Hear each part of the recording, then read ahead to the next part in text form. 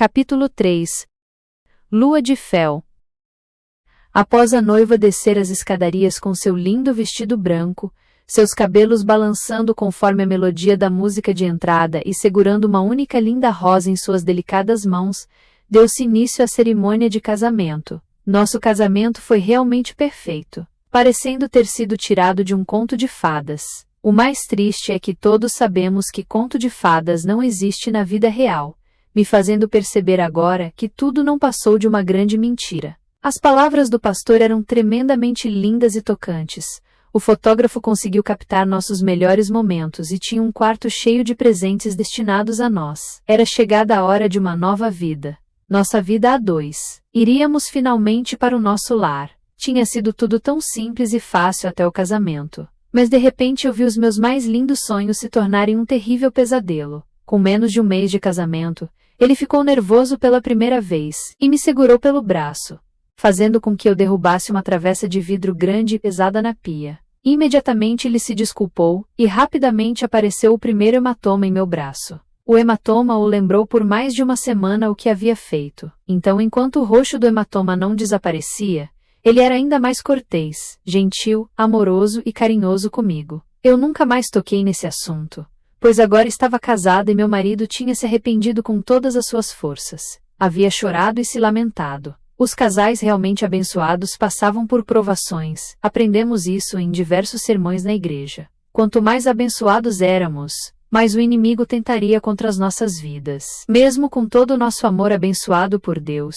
ainda nos primeiros meses de casamento, ele não conseguia manter o autocontrole, e passou a ser natural ele me segurar com força pelo braço, ou quebrar alguma coisa em nosso lar. Estranhamente, as coisas que ele quebrava eram minhas, ou presentes dados pelos meus familiares. Como ele nunca quebrou nada que fosse seu, descarto a possibilidade que ele ficava cego de raiva, pois ele via exatamente o que estava esmurrando. Sempre que ele se descontrolava, o arrependimento era instantâneo. Não importava se ele gritava comigo, me deixasse roxa ou quebrasse alguma coisa. A vítima parecia ser ele mesmo, já que ele dizia que faria a ingestão de bebida alcoólica pela tristeza que o consumia se eu não o perdoasse. Uma das regras da nossa igreja era a proibição da bebida alcoólica, mas a casa que alugamos da tia dele tinha algumas garrafas, então joguei tudo o que havia com álcool da tia dele no ralo da pia da cozinha, para que ele não se sentisse mais tentado. Minha ingenuidade em relação ao meu esposo era tamanha, que meu próprio bem-estar ficava em segundo plano.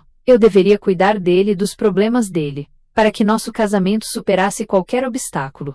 Enquanto eu cuidava dele, eu contava apenas com o cuidado de Deus. Ninguém reparava ainda o suficiente para perceber que alguma coisa errada estava acontecendo. Até que certo dia, ao tentar consertar uma porta do guarda-roupa quebrada, ele mesmo se enraiveceu e quebrou todo o móvel que havia sido presente de casamento da minha tia. Eu sempre tentei manter o bom humor, e havia brincado com ele acerca do curso de marcenaria que ele fazia questão de dizer que tinha feito. Eu disse que nem tendo feito o curso de marcenaria, ele sabia arrumar uma porta de guarda-roupa, e foi então que eu vi a fúria nos olhos dele pela primeira vez. Das outras vezes que ele ficava nervoso, parecia mais uma reação instantânea ao que eu falava. Mas a fúria que presenciei dessa vez me amedrontou permanentemente. Eu levei um soco tão forte em meu rosto, que meu maxilar foi deslocado. Choramos muito. Eu por sentir muita dor, e ele como sempre, por arrependimento porque era o que ele fazia, se dizia arrependido, e chorava. Toda essa pancadaria surtiu um efeito bastante negativo na vizinhança. Em especial para a tia dele, que foi até a nossa casa perguntar se estava tudo bem,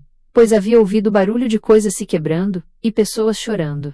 Já havia se tornado rotineiro inventar desculpas sobre meus hematomas, então rapidamente disse que tinha sido uma crise de gastrite bem forte, e achei que a tia dele tinha acreditado em mais uma mentira que eu inventei para proteger ele. No mesmo dia que meu maxilar foi deslocado, eu ainda não tinha jantado, então fui dormir vazia de alimento e de sentimento.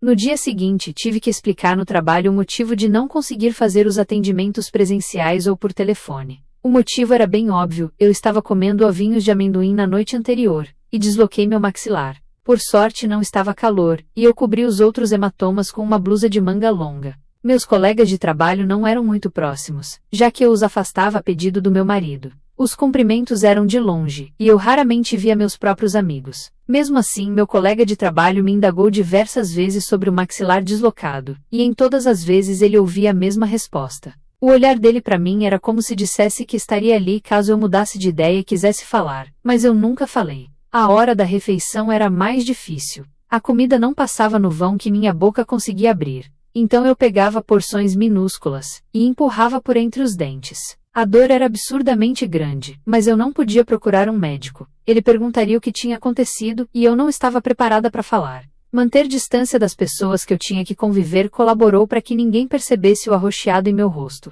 que ficava bem na linha da mandíbula, parecendo apenas uma sombra quando olhado de relance. Eu tinha tanto temor a Deus, que não queria pensar em divórcio para não pecar contra ele. Mas acabei por apenas escolher outro pecado, o da mentira. Quando dizem que o pior cego é aquele que não quer enxergar, não entendem que algumas cegueiras não são acerca dos acontecimentos. Eu vi o que estava acontecendo, mas era convicta de que era apenas mais uma árdua provação. Minha cegueira era espiritual. E essas cegueiras são as mais difíceis de nos abandonar, porque aprendemos de uma forma errada e acreditamos que ela seja nossa salvação. Quantos lares não passam pela mesma provação que o meu lar passava? Quantas mulheres não escutam diariamente que são mulher de malandro, que gostam de apanhar, que apanham porque querem? Como poderia eu me abrir com alguém que não se colocaria no meu lugar e percebesse a dificuldade de abandonar tudo que eu acreditava até então para fazer cessar meu sofrimento? Eu realmente acreditava que com muita oração, muitas lágrimas derramadas e muito louvor, meu marido escolhido por Deus mudaria de comportamento e seria bênção na minha vida. Meu olhar distante vindo dos meus olhos inchados falava o que minha boca não conseguia expressar em palavras. As poucas pessoas que percebiam não sabiam o que poderiam fazer, mas esse era meu pedido de ajuda silencioso, para que apenas Deus ouvisse, porque eu queria algo impossível e essa era a especialidade dele. Deixe o seu like e inscreva-se para saber o final dessa história.